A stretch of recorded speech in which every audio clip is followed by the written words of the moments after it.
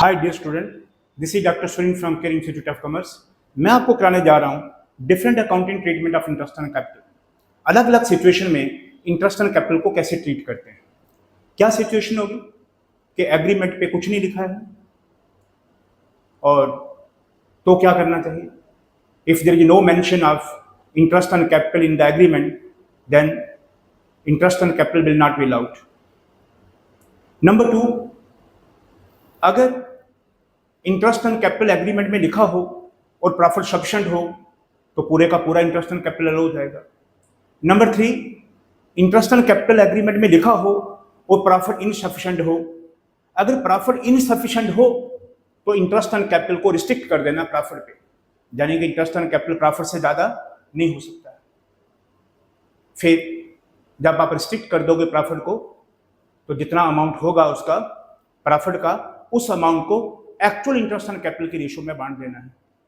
चौथा सिचुएशन क्या होगा? It provide for interest and capital in the agreement but there is loss.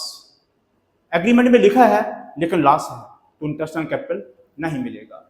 तो मैं चारों ट्रीटमेंट आपको एक क्वेश्चन लेके आया हूं, करा रहा हूं, देखिए मेरे साथ। A and B were partners sharing profits and losses in the ratio of 3:2। The capital on 1 April, ये ओपनिंग कैपिटल दिया है, ए का 2 लाख और बी का 1.5 lakh. Show the treatment of interest and capital for the year ending 31 March, साल के आखिर में, in each of the following alternative. तो पहला अल्टरनेटिव क्या है? If the partnership deed provides deed is silent to interest and capital. Deed is silent to interest and capital, यानी कि एग्रीमेंट में इंटरेस्ट एंड कैपिटल के बारे में कुछ नहीं लिखा है and there is a profit of ₹50,000, तो इंटरेस्ट एंड कैपिटल अलाउ नहीं होगा और प्रॉफिट उनकी रेशियो में बन जाएगा। तो इसका पहले का आंसर आ जाएगा answer, since the deed is silent about interest on capital, so it will not be allowed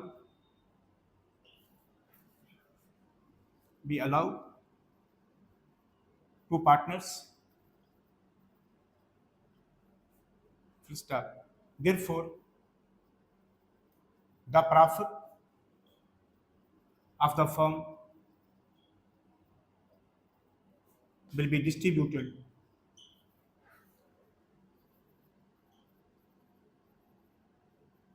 among partners A and B in their profit sharing ratio. A's share of profit, कितना profit है? 50,000 और ए का ratio है 3/5 into 3/5, तो ए को मिल जाएगा 30,000।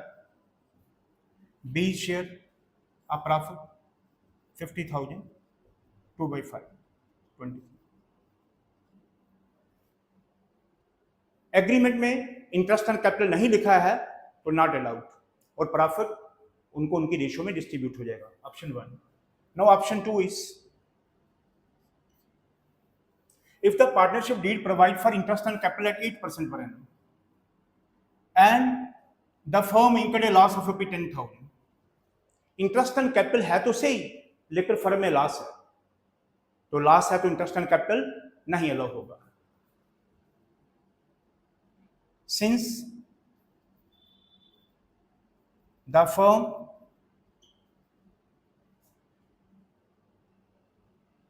suffered loss, therefore the interest on capital will not be allowed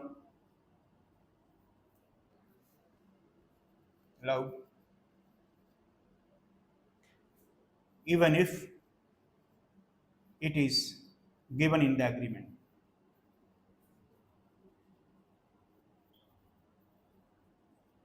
ध्यान रखें, लॉस है तो इंटरेस्ट एंड कैपिटल अलाउ नहीं होगा। बेशक एग्रीमेंट में लिखा है लेकिन अलाउ नहीं होगा। इस केस में जो लॉस है वो आपस में बांट लेंगे। तो A's share of loss equal to this is 10,000 into 3 by 5, 6,000. B share of loss 10,000 into 2 by 5, 5 2 जा, this is 4. प्यारे बच्चों, आपको समझ आ गया है कि अगर डीड में नहीं लिखा हो तो नहीं मिलेगा, प्रॉफिट को बांट देंगे। डीड में लिखा है लेकिन फर्म में लॉस है तो नहीं मिलेगा, क्योंकि इंटरेस्ट ऑन कैपिटल का मैक्सिमम लिमिट होता है प्रॉफिट। ये प्रॉफिट से ज्यादा नहीं हो सकता, और अगर लॉस हो तो डीड में लिखा भी हो तो भी नहीं मिलेगा। अगला तीसरा part,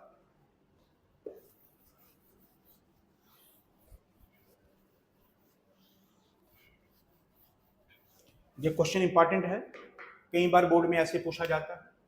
this is third part. If the partnership deed provide for interest on capital at 8% and the firm earned a profit of ₹, अब मिल जाएगा। अब प्रॉफिट भी है और इंटरेस्ट ऑन कैपिटल डीड में भी है, तो लिखिए A is interest on capital equal to, कितना कैपिटल है इसका, capital into rate upon 100। This is, इसका कैपिटल है 2 लाख और रेट है 8%। ओपनिंग कैपिटल है तो पूरे साल का इंटरेस्ट लग जाएगा, ओपनिंग कैपिटल फर्स्ट कैपिटल का है। This is 16,000। B is interest on capital, B का कैपिटल है 1.5 lakh into 8%। This is 12,000। Now after interest on capital the remaining profit should be distributed in their ratio. So balance of profit equal to, आपका profit है 50,000 minus this is profit minus interest on capital, this is कुल मिला के हो गया 28,000। जो पीछे बच गया है 22,000, ये उनको रेशो में बन जाएगा। अब A's share of profit equal to 20,000, क्या रेशो है इनका, 3/5, 3/5, 5 4 जा, दिस इज 13,200। बीज शेयर ऑफ प्रॉफिट 22,000 इंटू 2/5, 8,800। अब आप देखिए, ये उनको प्रॉफिट मिल गया है 22,000 का और 28,000 उनको इंटरेस्ट मिल गया है। This is balance amount 22,000। ये उनको इंटरेस्ट ऑन कैपिटल मिल गया। क्या सीखा इसमें, when the profit is sufficient to meet the interest on liability, profit इतना ज्यादा है कि इंटरेस्ट ऑन लायबिलिटी उससे आसानी से चुकाया जा सकता है, तो आप इंटरेस्ट ऑन कैपिटल को प्रॉफिट से लेस माइनस कर दें और बाकी के प्रॉफिट को बांट दें। तो पहला situation, when there is no agreement, interest on capital will not be allowed even if there is loss और there is profit. Number 2, when there is loss, interest on capital will not be allowed even if it is given in the agreement. Number 3, interest on capital is given in the agreement and the profit is sufficient. When the profit is sufficient, interest on capital be fully allowed. उनको पूरा लो कर दो, जो बाकी बच जाएगा उसको बांट दो। No, option 4।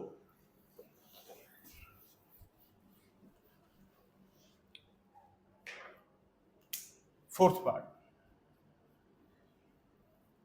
if the deed provide for interest on capital is 8% and the profit earned is ₹14,000। अभी आपने देखा इसके पहले वाले पार्ट में इंटरेस्ट ऑन कैपिटल कितना आया था, 28,000। Now the interest on capital is 28,000 and the profit is 14,000। So interest on capital is greater than that of the amount of profit, so the interest on capital be restricted to the amount of profit. Correct, सही सुना आपने। So interest on A's capital 2 lakh into 8%, 16,000. Interest on B's capital 1,50,000 into 8%, 12,000. This is 28,000. Since the interest on capital is greater than that of profit, therefore it is restricted. It is restricted to the amount of profit.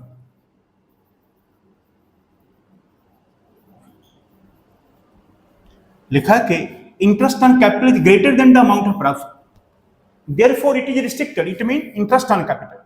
It means interest on capital.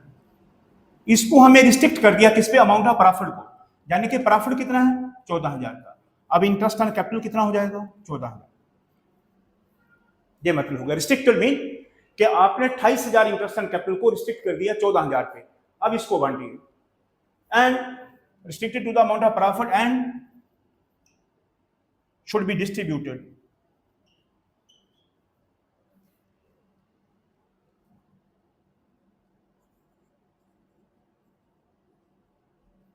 among partners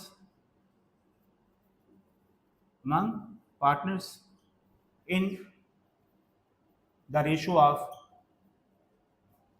actual interest on capital. जो actual interest on capital है उसको ratio बनाएं। ये है 4 जा,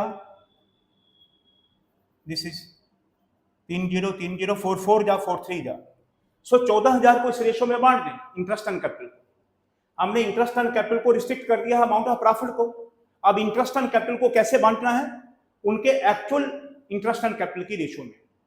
एक ये होता है, दूसरा आप इसको उनके कैपिटल की रेशो में बांटेंगे, क्योंकि कैपिटल का रेशो भी वही आएगा जो इनका ये आएगा, क्योंकि जिसका ज्यादा कैपिटल था उसको इंटरेस्ट ऑन कैपिटल भी ज्यादा है, जिसका कैपिटल कम था उसका इंटरेस्ट ऑन कैपिटल भी कम है।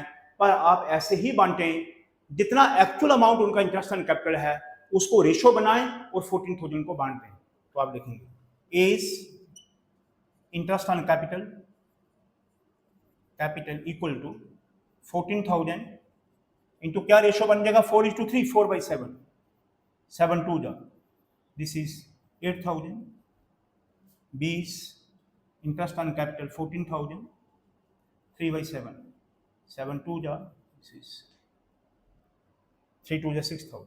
ऐसे तो प्यारे बच्चों, आपने चारों ऑप्शन सीख लिए कि क्वेश्चन में जब भी क्वेश्चन एप्रोप्रिएशन का होता है, इंटरेस्ट ऑन कैपिटल को हमेशा ध्यान में रखना होता है कि it should not exceed the amount of profit. If it exceeds the amount of profit, it should be restricted to the amount of profit and to be distributed between the partners in the ratio of the actual interest on capital. इसके साथ ही आपका पीछे का video जिसमें मैंने अलग अलग situation पे आपको बताया था क्या क्या सिचुएशन हो सकती हैं इंटरेस्ट ऑन कैपिटल को कैलकुलेट करने की, और ये last video interest on capital का जिस पे ये बताया, इसको कैलकुलेट करते समय ये भी ध्यान रखें it should not exceed the amount of profit. 4 situation बताए। पहली ये कि एग्रीमेंट नहीं लिखा है, कोई एग्रीमेंट नहीं है तो इंटरेस्ट ऑन कैपिटल मिलेगा ही नहीं। दूसरी सिचुएशन कि एग्रीमेंट में लिखा है और प्रॉफिट है तो उसको अलो हो जाएगा, और प्रॉफिट सफिशिएंट है, सफिशिएंट प्रॉफिट है तो इंटरेस्ट ऑन कैपिटल पूरा अलो हो जाएगा। तीसरा सिचुएशन जब प्रॉफिट इनसफिशिएंट हो तो इसको रिस्ट्रिक्ट कर देना है, और चौथा सिचुएशन अगर लॉस हो तो इंटरेस्ट ऑन कैपिटल बेशक एग्रीमेंट में लिखा है लेकिन अलो नहीं होगा। देखते रहिए, चैनल को लाइक करें, सब्सक्राइब करें, इंस्टा को फॉलो करें, देखते रहिए, आपको एक के बाद एक बड़े इंपॉर्टेंट वैल्यूएबल क्वेश्चन मिलेंगे।